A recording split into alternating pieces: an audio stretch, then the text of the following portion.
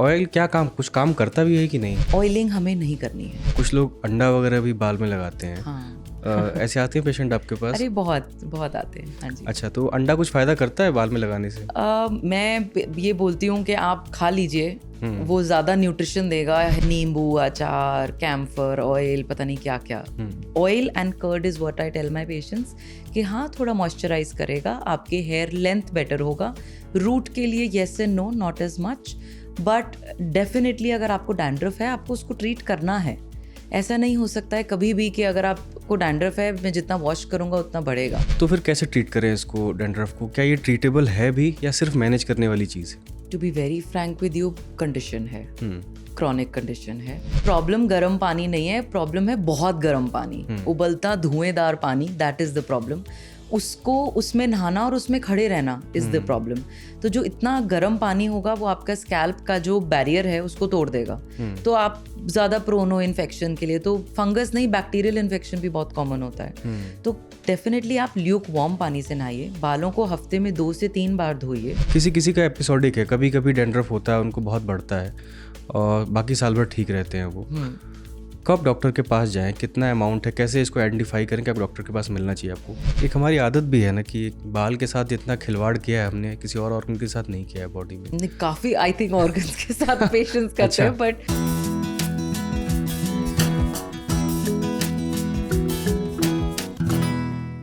आज हम एक ऐसी समस्या पर बात करने वाले हैं जो घर घर में मौजूद है, लेकिन फिर भी लोग इसे हल्की फुल्की खुजली समझकर टालते रहते हैं। नाम है डैंड्रफ। कोई सोचता है कि बस पानी ख़राब है इसलिए हो गया, कोई मौसम को दोष देता है, तो कोई शैम्पू को। ऊपर से देसी नुस्खे की अपनी महिमा है हमारे यहाँ। तेल लगाओ, प्याज रगड़ो, अंडे लगाओ सर पे, गर्म पानी डालो, और जब कुछ ना काम करे तो कहो कि बस अब हम गंजे होने वाले हैं, गंजापन शुरू हो गया है। लेकिन सच्चाई क्या है? डैंड्रफ होता क्यों है? क्या ये सिर्फ स्कैल्प की ड्राइनेस है या कोई छिपा हुआ फंगस है? नमस्कार, मैं हूं अतुल और मेरे साथ हैं सीके बिरला हॉस्पिटल गुरुग्राम की डर्मेटोलॉजिस्ट डॉक्टर रुबिन भसीन, जिनसे हम डैंड्रफ के मिथ, साइंस और इसके इलाज को समझेंगे। Welcome ma'am. आज हमने टॉपिक चुना है डैंड्रफ पे बात करने के लिए, खासकर इस मौसम में, सर्दियों में सबके स्वेटर पे और शर्ट पे जो है आजकल सफ़ेद सफ़ेद ज़्यादातर लोगों में दिख रहा है। डैंड्रफ क्या है ये पहले समझाइए, और इसे सामान्य स्कैल्प ड्राइनेस से इसको अलग कैसे समझा जाए? जो डैंड्रफ की प्रॉब्लम होती है, सबसे पहली बात कि वो एक बहुत कॉमनली फाउंड प्रॉब्लम है। मैलिसेजिया एक फंगस है जो हम सबके स्कैल्प में, हम सबकी बॉडीज़ पे है। जब वो ओवर ग्रो कर जाता है तो उसको हम डैंड्रफ बोलते हैं। अच्छा। तो अगर एक टिपिकल डैंड्रफ आपको प्रॉब्लम देता है जो नॉर्मली इचिंग देता है और जिसके लिए जनरली पेशेंट हॉस्पिटल में आता है, वो एक येलो थिक फ्लेक जो चिपका होता है स्कैल्प को और वो इच देता है पेशेंट को। अच्छा। उसको हम डैंड्रफ बोलते हैं। और अगर इचिंग नहीं हो रही है तो वही मैं बता रही थी, एक ड्राइनेस होती है which is thin powdery scales on the scalp. उसमें जनरली पेशेंट को इच नहीं होता है, बट वो दिखता ज़्यादा बुरा है, वो इधर उधर गिरने लगता है। दोनों प्रॉब्लम्स में मैलिसेजिया की मल्टीप्लिकेशन है। ऐसा नहीं है कि एक में फंगस है एक में फंगस नहीं है, दोनों में फंगस है, बट दोनों के जो स्कैल्प का टाइप है वो डिफरेंट हो सकता है। So that is the reason, जिसका ऑयली होगा वो थोड़ा ज़्यादा चिपका होगा, और फंगस इतनी जल्दी मतलब मल्टीप्लाई ज़्यादा जल्दी करता है, स्केल्स बहुत मोटे होते हैं, थिक होते हैं। वेर इन ड्राई स्कैल्प में बहुत ज़्यादा पाउडरी फ्लेक्स होते हैं। तो डेफिनेटली ये भी एक फंगल इन्फेक्शन है जिसमें फंगस ओवरग्रो करा है और उसको हमें ट्रीट करना होता है। अच्छा, इंडिया में इतना कॉमन क्यों है ये? क्या यहाँ के मौसम की वजह से, जो बदलते रहते हैं, कई तरह के मौसम है, या हमारा खान पान, या हमारा हाइजीन, क्या कारण है यहाँ पे इतना? ऑफ कोर्स हमारे स्वेट ग्लैंड्स बहुत ज़्यादा हैं, राइट, 1 नंबर 2 हमारा वेदर बहुत ज़्यादा हॉट एंड ह्यूमिड है। नंबर 3 थोड़ा सा hygiene is a little poor than usual. Number 4 ओक्लूजन्स बहुत पहनते हैं, जैसे हेलमेट, स्कार्फ्स हो गए, जेल्स हो गई, बहुत ओक्लूसिव वेयर्स हो गए जो डेली बेसिस में किए जाते हैं, जिसकी वजह से स्वेट, मतलब अगर आपको फंगस को ग्रो करना है तो मॉइस्चर, ह्यूमिडिटी आपको चाहिए फॉर इट टू ग्रो। सो जब वो ओवर ग्रो करने लग जाता है, जब आपके सेल्स बढ़ने लग जाते हैं तो फंगस आ जाता है। That is the main reason. अच्छा, मुझे ये बताइए, ओपीडी करते हुए आपने सबसे ज़्यादा मिथ कौन से सुने हैं? क्योंकि डैंड्रफ को लेकर के मैं तो बचपन से सुन रहा हूँ कि क्या क्या लगाएं, क्या क्या ना लगाएं।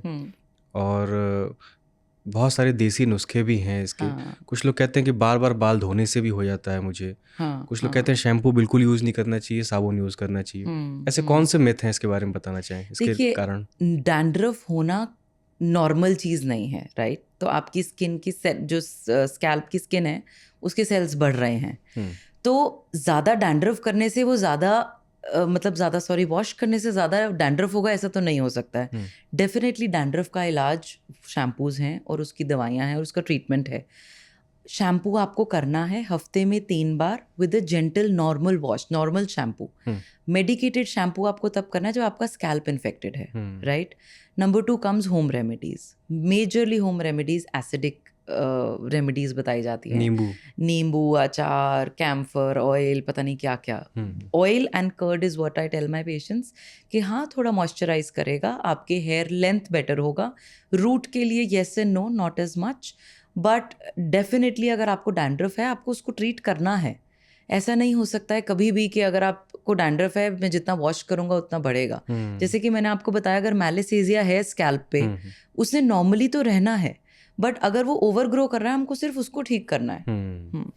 अच्छा, और ऑयल का आप बता रही हैं, हमारे हिंदुस्तान मैंने और कहीं देश में नहीं सुना है कि जहाँ इतना हाँ तेल लगाया जाता है बालों को। हाँ। ऑयल क्या काम, कुछ काम करता भी है कि नहीं? ओके, आपकी बॉडी में ऑलरेडी सीबम अच्छा प्रोड्यूस हो रहा है स्कैल्प में भी, एंड हम इंडियंस हैं तो बॉडी पे भी, एवरीवेयर, राइट? ऑयलिंग हमें नहीं करनी है, राइट? फॉर प्लेजर और may be dry skin, dry scalp patients हफ्ते में 1 बार इज़ ओके। बट अगर आप ऑयल ज़्यादा कर रहे हैं, अगेन आप जो स्कैल्प का पीएच है उसको बढ़ा रहे हैं, उसमें ह्यूमिडिटी ज़्यादा हो रही है, स्वेटिंग उतनी ही ज़्यादा होगी आपको, राइट? तो उससे और ज़्यादा ओवर पॉपुलेट होगा आपका मैलिसेजिया और आपको डैंड्रफ होगा। तो अगर धोने हैं बाल उससे आधा घंटा पहले आप ऑयलिंग कर सकते हैं। हेयर लेंथ पे करिएगा, रूट पे बहुत ज़्यादा नहीं। हफ्ते में 10 दिन में 1 बार, हफ्ते में 1 बार इज़ ओके। क्योंकि रूट तक वो पहुंचता भी कुछ असर भी नहीं करता है मुझे लगता है। द प्रॉब्लम इज़ कि हेयर वॉश के बाद ऑयल कर लेना, क्योंकि आपका जो नॉर्मल फंगस है स्कैल्प में जो कुछ नहीं कर रहा है, बचा रहा है आपकी स्कैल्प को, उसने ऑयल की वजह से मल्टीप्लाई कर जाना है और फिर उसके बाद डैंड्रफ का इशू ज़्यादा होता है पेशेंट्स में। अच्छा, और अभी सर्दियों में सब गर्म पानी से नहा रहे हैं। हाँ जी। गर्म पानी का क्या असर करता है डैंड्रफ पे? तो अतुल जी, प्रॉब्लम गर्म पानी नहीं है, प्रॉब्लम है बहुत गर्म पानी, उबलता धुएंदार पानी, दैट इज़ द प्रॉब्लम। उसको उसमें नहाना और उसमें खड़े रहना इज़ द प्रॉब्लम। तो जो इतना गर्म पानी होगा वो आपका स्कैल्प का जो बैरियर है उसको तोड़ देगा, तो आप ज़्यादा प्रोन हो इन्फेक्शन के लिए। तो फंगस नहीं, बैक्टीरियल इन्फेक्शन भी बहुत कॉमन होता है। तो डेफिनेटली आप ल्यूक वार्म पानी से नहाइए, बालों को हफ्ते में 2 से 3 बार धोइए, और अगर ऑयलिंग करा है तो मेक श्योर आप लैदर अच्छे से करें अपने बालों को, दैट्स इट। मतलब जितनी देर आप उसको डिप्ट रखेंगे, जितनी होम रेमेडी ज़्यादा करेंगे, उतना डेफिनेटली आपको प्रॉब्लम ज़्यादा होगा। अच्छा, कुछ लोग अंडा वगैरह भी बाल में लगाते हैं। हाँ। ऐसे आते हैं पेशेंट आपके पास? अरे बहुत बहुत आते हैं, हाँ जी। अच्छा, तो अंडा कुछ फ़ायदा करता है बाल में लगाने से? मैं ये बोलती हूँ कि आप खा लीजिए, वो ज़्यादा न्यूट्रिशन देगा, हेल्दी ओमेगा है उसमें, उसमें इतना विटामिन्स हैं, मतलब उसका टर्नआउट ज़्यादा होगा लगाने से। तो आप खाइए, लगाइए नहीं। अच्छा। हाँ जी। और हमारे गाँव में मैं देखता हूँ अभी भी, इस ऑफिस में भी सर्दियाँ आते ही लोग गंजा होना शुरू कर देते हैं, बाल मुड़वा देते हैं अपने। हेयर फॉल का एक बहुत ऐसा ट्रीटमेंट मैंने कि आपको हेयर फॉल हो रहा है, डैंड्रफ है, कुछ भी है, ड्राइनेस है, आप गंजा हो जाइए। क्या गंजा होना कोई काम करता है? क्या हमारे जो है रूट, कोई कई लोग कहते हैं जड़ मजबूत हो जाती है इससे एक बार गंजा होने से? पहली बात, ज़्यादातर पेशेंट्स, क्योंकि जो रूरल पॉपुलेशन होती है इतना एक्सेस नहीं होता है मेडिकल मतलब डॉक्टर्स के पास, तो स्कैल्प सोराइसिस बहुत कॉमन कंडीशन है। वो बहुत इरिटेट करती है पेशेंट को, हेयर एग्रीवेटिंग फैक्टर बन जाता है उसमें। तो वो बहुत ज़्यादा हेड शेविंग में बिलीव करते हैं और वो करना भी चाहते हैं। और मेरे पास यहाँ पे भी गुड़गांव में भी बहुत पेशेंट्स हैं जो हेड शेव करना चाहते हैं विद सोराइसिस। डेफिनेटली वो उनके हेल्प सिम्टोमेटिकली करता है। बाल आपका ज़्यादा टूटता है अगर आपको डैंड्रफ है, क्योंकि आपको इन्फ्लेमेशन है और आप उसको ट्रीट नहीं कर रहे हैं, आप होम रेमेडीज़ कर रहे हैं, तो डेफिनेटली आपका बाल भी ज़्यादा गिरेगा। तो आपको बेसिक प्रॉब्लम ट्रीट करना है, बाल हटाने से कुछ नहीं होगा। बाल तो एक फॉलिकल में से आ रहा है जो आपकी स्किन की काफ़ी नीचे है, तो उसको हटाने से क्या हो जाएगा? बेसिकली तो जहाँ से आपका बाल आ रहा है, प्रॉब्लम तो वहाँ है ना, तो उसको ठीक करना ज़्यादा ज़रूरी है। तो फिर कैसे ट्रीट करें इसको, डैंड्रफ को? क्या ये ट्रीटेबल है भी या सिर्फ मैनेज करने वाली चीज़ है? To be very frank with you, condition है, क्रॉनिक कंडीशन है। जब बढ़ेगा उसको ठीक करना है, जब ठीक है तो उसको हमको डाइट लाइफस्टाइल चेंजेस करने हैं। लाइफस्टाइल में भी बहुत फ़र्क होता है, रोज़ रोज़ बाल धोना, बहुत गर्म पानी से बाल धोना, ABC तेल लगाना, बाद में फिर से तेल लगाना, और सबसे इम्पॉर्टेंटली मैं बहुत ज़्यादा आजकल सुन रही हूँ बाल ना धोना। तो ये सब चीज़ें एग्रीवेट ही करेंगी आपके फंगस को। आपको एक बात समझना है, वो फंगस है ही स्कैल्प पे, तो अगर आप उसको परेशान करेंगे तो वो आपको परेशान करेगा, एज सिंपल एज दैट। आप उसका ध्यान रखेंगे तो ऐसा नहीं है दैट इट विल इरिटेट। मतलब मैं सारे पेशेंट्स डैंड्रफ के साथ नहीं देखती हूँ, I see good amount of patients on daily basis. कोई भी ऐसा नहीं है जो हर पेशेंट डैंड्रफ के साथ आ रहा है। उसको मिनिमाइज कर सकते हैं आप, ठीक कुछ नहीं हो लोगों का सकता है। टेंडेंसी ज़्यादा है, जिनका जॉब ऐसा है, या बहुत स्वेट करते हैं, या हेलमेट बहुत लंबा देर पहनते हैं, या फिर ऐसा कुछ टेंडेंसी होता है कुछ पेशेंट्स में, तो उनको हम उसके हिसाब से ट्रीट करते हैं कि उनके शैम्पू थोड़ा डिफरेंट होता है, उनको मैं थोड़ी एडवाइस अलग देती हूँ। बट सब मतलब there is skin, hair, nail में एक साइज फिट ऑल ऐसा नहीं होता है। Everything is different for everybody.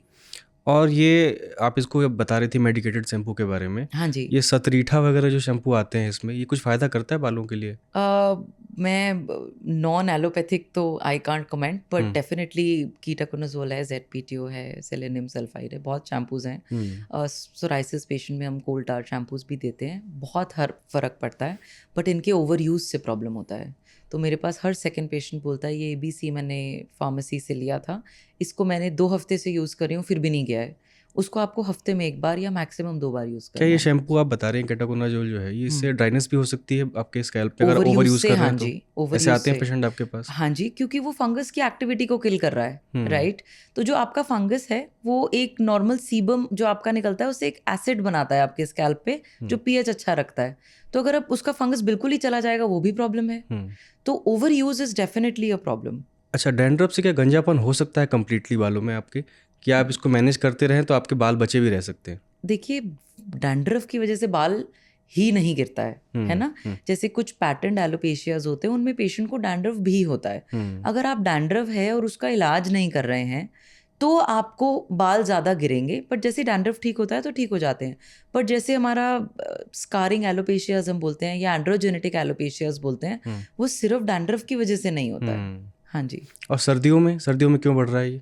Humidity कम हो गई है, पानी का इंटेक कम हो गया है, हवा बहुत ज़्यादा ड्राई है, कैप वगैरह लोग शैम्पू, पहन रहे हाँ हैं। जी, कैप पहन रहे हैं, आप शैम्पू इतना नहीं कर रहे हैं, नहा रहे हैं तो इतना टेम्परेचर ज़्यादा है पानी का, तो ये सारे एग्रेवेटिंग फैक्टर्स हैं ना। अच्छा, और कुछ लोगों को डैंड्रफ होता है, मैंने देखा है वो खुजलाते रहते हैं बाल को। खुजली करने से स्कैल्प पे क्या असर पड़ता है? देखिए, पहली बात, अगर स्कैल्प में कंडीशन है जो सिर्फ डैंड्रफ नहीं हो सकती है, सेबोरिया हो सकता है, टीनिया हो सकता है, सोराइसिस हो सकता है, कॉन्टैक्ट डर्मेटाइटिस हो सकता है, आपको पहले आइडेंटिफाई करना है क्या कंडीशन है, 1। नंबर 2, ओकेजनल इच अगर होती है हल्की फुल्की इधर उधर से कोई प्रॉब्लम नहीं होती है। बहुत रिगरस इचिंग करते हैं, बार बार करते हैं, पेन लेते हैं, आसपास चीज़ें लेते हैं, specially with women, extended nails जो लगवा लेते हैं, वो करते रहते हैं, वो पता तब चलता है या तो जब वो इन्फेक्ट हो जाता है या शैम्पू पे जब वो बर्न करता है। तो इचिंग इन क्रॉनिक डिसऑर्डर्स वो तब आती है जब वो ट्रीटमेंट नहीं लेते हैं, उसके टाइम ज़्यादा इश्यूज हैं। अच्छा, और आपको ऐसे भी पेशेंट मिलते हैं जिनको डैंड्रफ सिम्टम के तौर पे ऐसा लग रहा हो डैंड्रफ हो, लेकिन स्किन सोराइसिस वगैरह उनको हुआ है बाल में? डेफिनेटली, बहुत लोग सोराइसिस को आज भी मुझे बताते हैं कि डैंड्रफ हो गया, हमने एंटी डैंड्रफ लगाया, ठीक नहीं हो रहा, उल्टा बढ़ रहा है, पेशेंट और ज़्यादा चिल्ला रहा है। मेजरली सेबोरिक डर्मेटाइटिस एक कंडीशन होती है, उसमें आपके डैंड्रफ के साथ इचिंग होगी, फ्लेकिंग होगी और ज़्यादा प्रॉब्लम्स होंगी। तो पेशेंट उसमें कीटोकोनाजोल डेली यूज़ कर रहे हैं कि वो डैंड्रफ चला जाएगा, बट उससे रेडनेस भी बढ़ रहा है, इरिटेशन भी बढ़ रहा है और ज़्यादा प्रॉब्लम हो रहा है। तो डेफिनेटली सोराइसिस है, जैसे मैंने बताया, टीनिया है, हेयर डाइज के बाद पेशेंट को बहुत ज़्यादा हो जाता है, केमिकल जेल स्प्रेज, इनके बाद डैंड्रफ होने लगता है। So the first go is either home remedies और these shampoos this immediately start doing. Immediately वो करने लगेंगे 2 हफ्ते, 3 हफ्ते, 4 हफ्ते, जब वो स्कैल्प बुरा हो जाएगा तब फिर वो जाएगा कि मैम ठीक नहीं हो रहा है। तो हाँ जी। अच्छा, एक मैं ये देखता हूँ कि मेरे कुछ दोस्त जैसे बेंगलोर में है, कुछ नोएडा में, ये लोग कहते हैं कि पानी नहीं सूट कर रहा है मुझे, इसलिए बाल झड़ रहा है। पानी सच में कुछ ऐसा असर करता है आपके बालों पे? Definitely, hard water has a role to play. इसको ट्रीट क्या किया जाए, क्या उपाय है अगर आपके टैप से ऐसा पानी आ रहा है आपके घर से? सबके लिए ऐसे वाटर लेना तो मुश्किल होगा, बट आजकल टैप फिल्टर्स आते हैं, मैं वो रेकमेंड करती हूँ कि आप वो यूज़ करिए। देखिए, पानी एक्सक्लूसिवली रोल प्ले नहीं करेगा आपके हेयर फॉल और डैंड्रफ में, बट रेगुलरली कुछ लोग रोज़ शैम्पू करते हैं और कुछ बहुत ज़्यादा स्ट्रॉन्ग शैम्पूज यूज़ करते हैं, उनका भी उतना ही रोल है। सिर्फ पानी, मतलब बहुत पेशेंट्स मुझे कहते हैं कि मैं वहाँ से शिफ्ट हुई हूँ, जब से मैं यहाँ आई हूँ वो हो गया है, वहाँ पे तो नहीं होता था, यहाँ पे इतना पानी गंदा है। पानी का रोल है, पोल्यूशन का रोल है, आपकी डाइट का रोल है, पानी का रोल है, मतलब जो आप पानी कम पी रहे हैं उसका है। तो मतलब ये सारे फैक्टर्स भी हैं, तो हम बेचारे पानी पे सब कुछ नहीं डाल सकते। अच्छा, मेरे एक दोस्त है, उनको डैंड्रफ की बहुत समस्या है। वो कहते हैं कि मुझे हैवीनेस फील होती है सर में जब वो खुजली करते हैं, जब उसको नहा के आते हैं, कंघी से जो है डैंड्रफ निकालते हैं। क्या इसके सर दर्द से कुछ हैवीनेस से इसका कनेक्शन है डैंड्रफ का? बिल्कुल भी नहीं। द प्रॉब्लम इज़ कि इन्फ्लेमेशन बढ़ जाती है, तो थोड़ी स्वेलिंग इंक्रीज होगी। तो जो आपके फ्रेंड हैं वो क्या कर रहे होंगे, बेसिकली बहुत विगरसली अपनी कोम को यूज़ कर रहे होंगे कि जितना मैं कोम करूँगा उतना डैंड्रफ गिरेगा, उतना ठीक हो जाएगा। तो उसकी वजह से, उस ट्रॉमा की वजह से इन्फ्लेमेशन बढ़ेगा, जिसकी वजह से हैवीनेस फील हो सकता है। बट उसका इंटरनल कुछ रोल नहीं है कि मतलब हेडेक एंड कुछ सम न्यूरो इशू, ऐसा नहीं है। अच्छा, और किसी किसी का एपिसोडिक है, कभी कभी डैंड्रफ होता है, उनको बहुत बढ़ता है और बाकी साल भर ठीक रहते हैं वो। कब डॉक्टर के पास जाएं, कितना अमाउंट है, कैसे इसको आइडेंटिफाई करें कि अब डॉक्टर के पास मिलना चाहिए आपको? जब वो आपकी डेली रूटीन्स को इंटरप्ट कर रही है, कोई भी सिम्टम, आप डॉक्टर को मिलिएगा। सो रहे हैं, खा रहे हैं, पी रहे हैं, बात कर रहे हैं, आपको स्कैल्प में इचिंग हो रही है, डैंड्रफ गिरने लग गया है, is not a symptom. But आपको वो चीज़ इरिटेट कर रही है कि एक सिम्टम आ रहा है, तो आपको डॉक्टर को मिलना है। होम रेमेडीज़ पे और ओवर द काउंटर शैम्पूज़ पे डिपेंड नहीं करना है। और लगे हाथ ये भी बता दीजिए कि हेयर वॉश की क्या प्रैक्टिकल टेक्निक होनी चाहिए, वो कैसे करना चाहिए हेयर वॉश? बहुत अच्छा क्वेश्चन है ये आपका, जो मैं हर अपने पेशेंट को एजुकेट करती हूँ। 1, ल्यूकवार्म वाटर, कम वाट में, जो भी सीज़न हो। नंबर 2, आप हफ्ते में 2 से 3 बार बाल को धोइएगा। और एडिक्वेट लैदरिंग, इसका मतलब उतना झाग होना चाहिए जो आपके स्कैल्प के जो रूट है उसको क्लीन कर सके। बहुत ज़्यादा नहीं, बहुत कम नहीं, ओवर यूज़ नहीं कि रोज़ रोज़ बाल धो रहे हैं, नहीं, वो मुझे बाल एक पैटर्न में चाहिए, वो नहीं। बिल्कुल भी बाल नहीं धो रहे हैं, वो नहीं करना है। ऑयलिंग इज़ इंडियंस का फेवरेट है, ऑयल लगाना।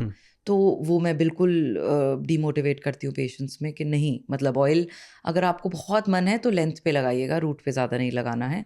हेयर स्टाइलिंग, तो बहुत ज़्यादा हेयर स्टाइल करना, हीटिंग टूल्स यूज़ करना, दीज आर द थिंग्स जो एक्चुअली आपके स्कैल्प को, आपकी हेयर हेल्थ को ख़राब करते हैं। या मेल और फीमेल सेम का बता रही हैं? क्योंकि महिलाओं के बाल तो लंबे होते हैं। हाँ, वो कैसे इसको जो है केयर करें? मतलब सिमिलरली आप एयर ड्राई होने दीजिए, धूप में बैठिए थोड़ी देर, स्पेशली विंटर्स के टाइम। और आप हेयर टूल्स कम यूज़ करिए। हेयर सीरम आप लेंथ पे अप्लाई कर सकते हैं। मैं हमेशा बताती हूँ, शैम्पू आपके रूट के लिए, कंडीशनर और मास्क आपके लेंथ के लिए हैं। वो आप डेफिनेटली यूज़ कर सकते हैं। बट अगर आप लगाएंगे, कंडीशनर भी स्कैल्प पे लग रहा है, मास्क भी स्कैल्प पे लग रहा है, रूट पे लग रहा है, तो वो प्रॉब्लम बन सकती है। बट टिपिकली है, बी इट मेल और फीमेल, सिर्फ लेंथ का फ़र्क है। तो आदमियों के बाल थोड़ा जल्दी सूखते हैं दैन फीमेल्स, तो उनमें हेयर जो हीटिंग टूल्स होते हैं ज़्यादा यूज़ करते हैं वो, या हेयर वॉश बहुत ज़्यादा लेते हैं बिकॉज स्वेटिंग इंक्रीज होता है। तो मैं उसमें रिकमेंड करती हूँ आप एयर ड्राई करिए स्कैल्प को, rather than doing a heating tool. हाँ, उस हेयर ड्रायर से बहुत लोगों को इचिंग होती है बहुत। नहीं, हमेशा। और मतलब जितना भी अच्छा हेयर ड्रायर अगर होगा, वो नॉर्मल से ज़्यादा टेम्परेचर तो है ना, तो आपका हेयर रूट को तो इफेक्ट कर ही रहा है। जो नॉर्मल फंगस आपका जा रहा है, जो नॉर्मली आपके स्कैल्प को हेल्दी रख रहा है, हेयर का इन्फ्लेमेशन बढ़ रहा है, ब्रशेज यूज़ कर रहे हैं आप जिसको बार बार खींच रहे हैं, तो बाल का हेयर फॉल भी इंक्रीज हो रहा है। और लड़के मैंने देखा जो ये हेयर जेल लगाते हैं, हेयर वैक्स लगाते हैं, इसका क्या असर पड़ता है? ये भी डैंड्रफ को कुछ असर, स्कैल्प को आपको ख़राब करता है? डेफिनेटली ऑक्लूजन बढ़ाएगा ना, इचिंग बढ़ेगी, स्कैल्प इरिटेशन बढ़ेगी।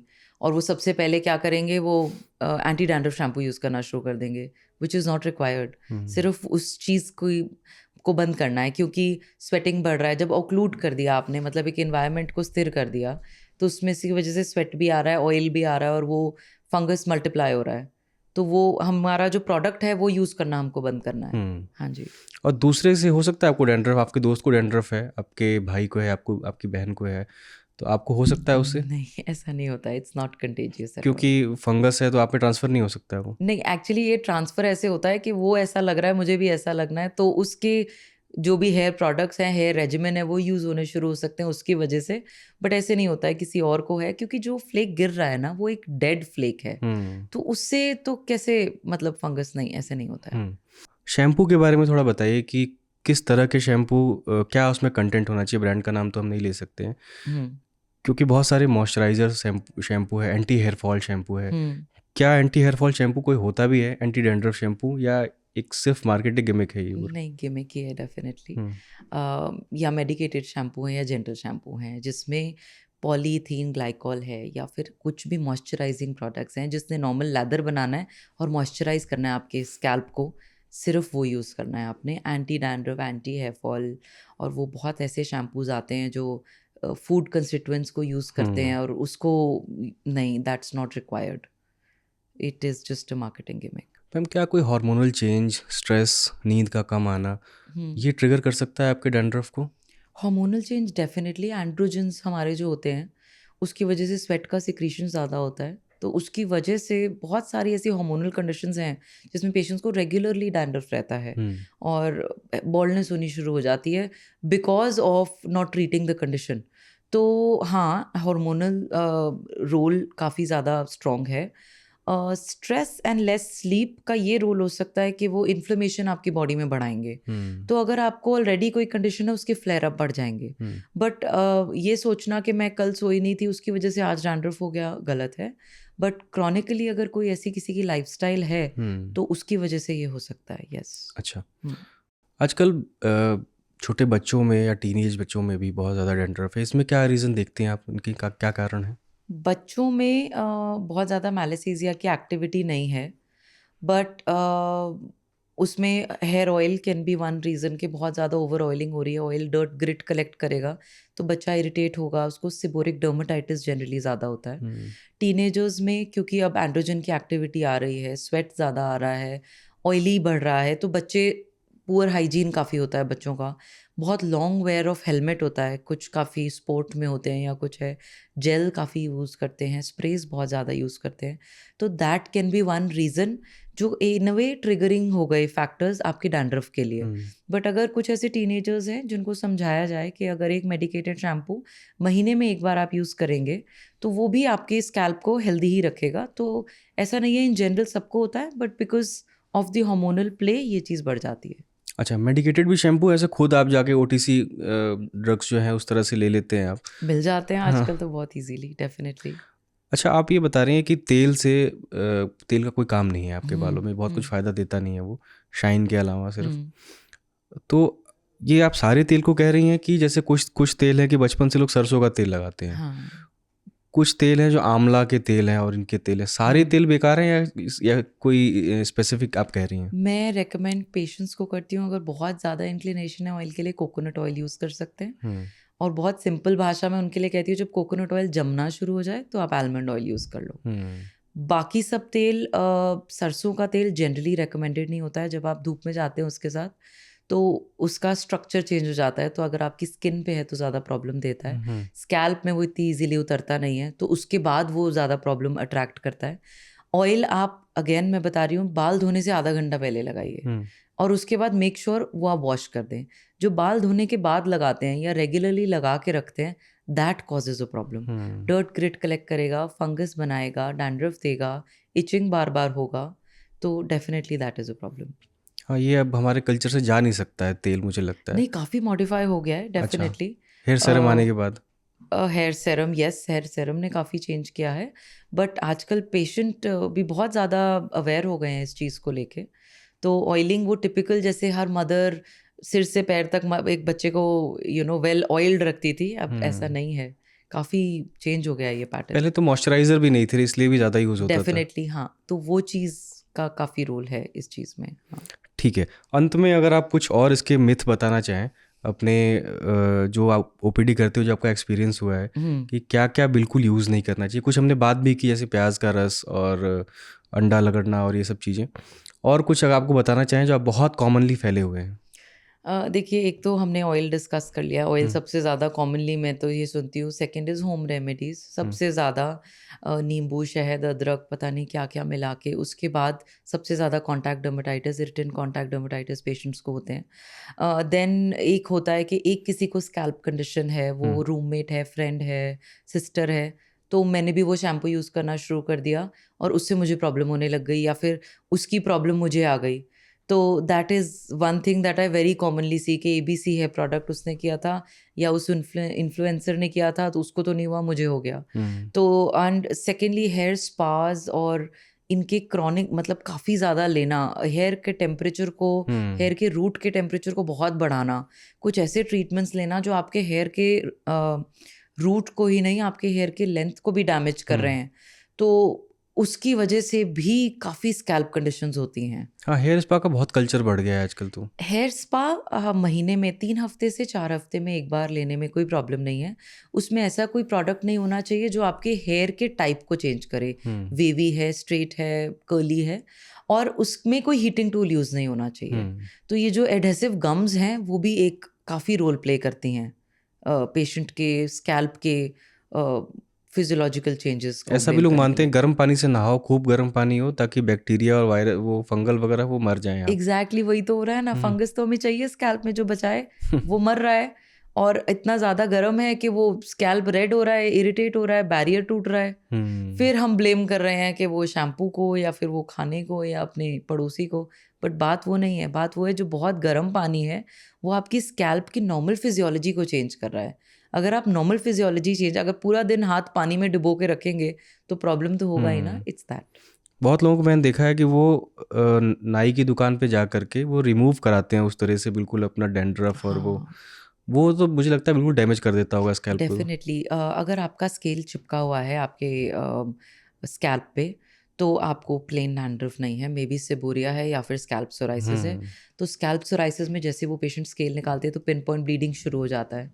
तो वो क्या करते हैं, वो भी जो भी उनके पास अवेलेबल होता है हेयर ड्रेसर के पास, वो लगा देते हैं। हुँ, that leads to further infections.